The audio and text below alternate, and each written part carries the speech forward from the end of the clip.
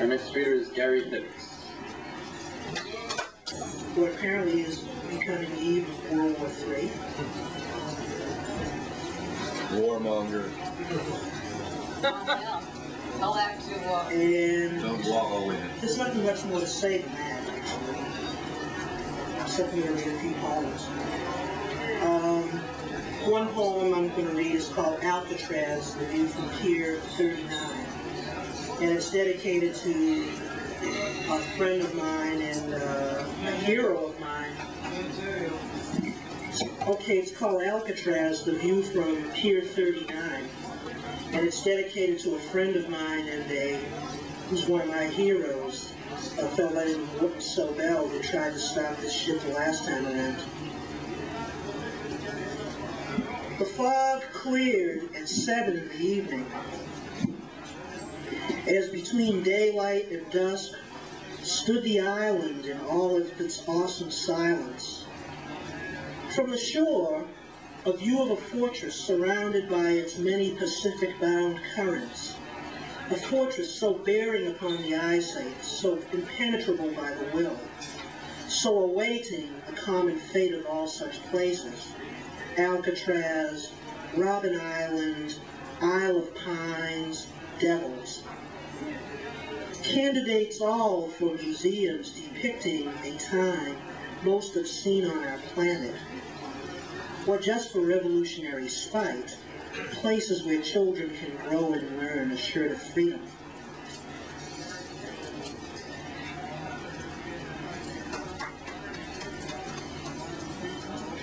This is a poem about an event that happened last week.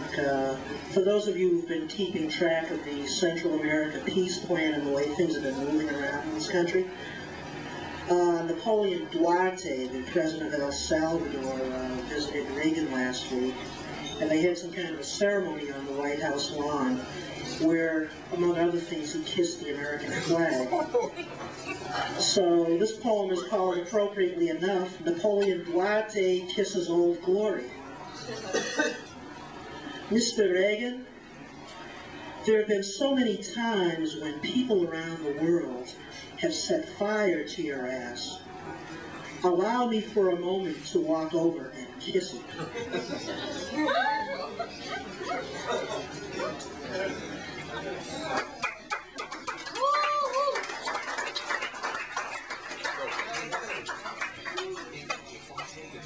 This poem is called Funk, F-U-N-Q-U-E.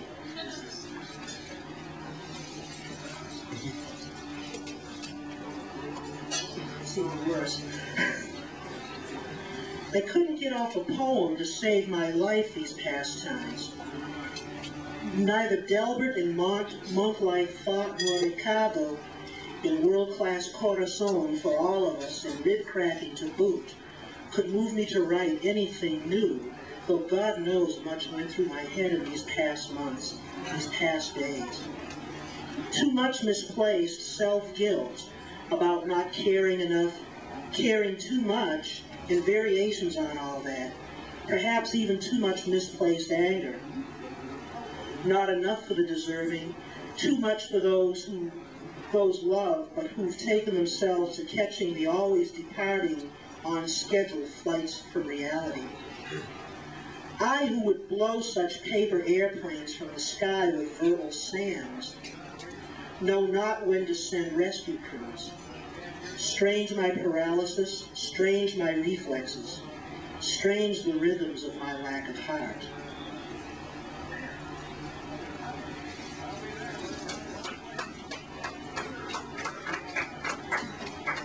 And then finally, I'm going to read a poem that I wrote for my daughters last summer. When I returned home from San Francisco and I found out that they had been the recipients of a new type of word for nigger, and the word is called Schwarze-Goyim. So the poem is called Schwarze-Goyim. We refuse to go along with the monstrous frame-up of the honorable culture by associating Judaism with apartheid. We are Schwarze-Goyim, black unbelievers of a proud people who will not flinch to call Zionism the raw doggy racism it's shown itself to be. We will not pretend that the last laugh of Hitler, called Israel, has anything to do with the Palestinian brothers and sisters of Masada, who set the standards of courage for the brothers and sisters and comrades of Warsaw and Treblinka, Ravensbrück and Bergen-Belsen, of Babi Yar partisans behind enemy lines everywhere, always up against the Judenrats, eternally puked up by history, be they Josephus of old or Jabotinsky of our time. Partisans of our age and up against the Hitler smuts orgies with English roads and Balfours and Yankee Fords in their future.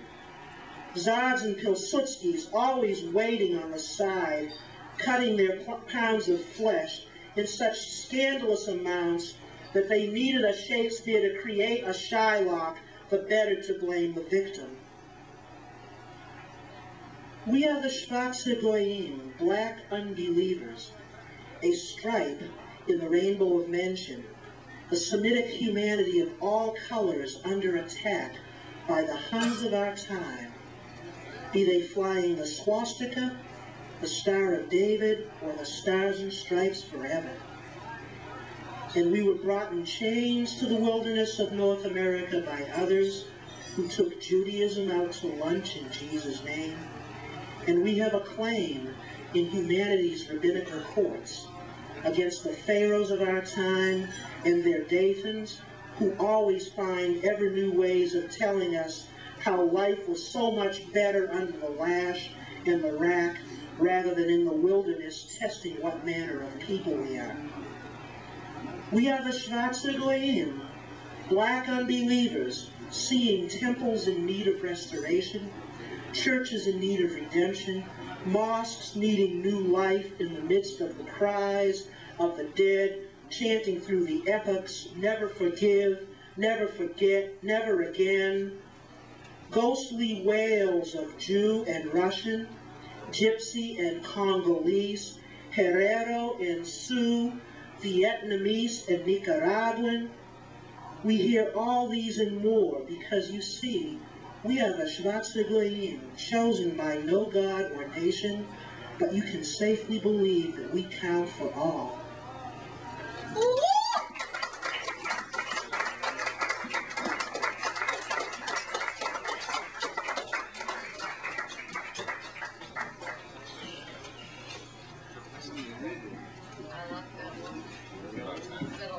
Thank you. That was Gary Hicks.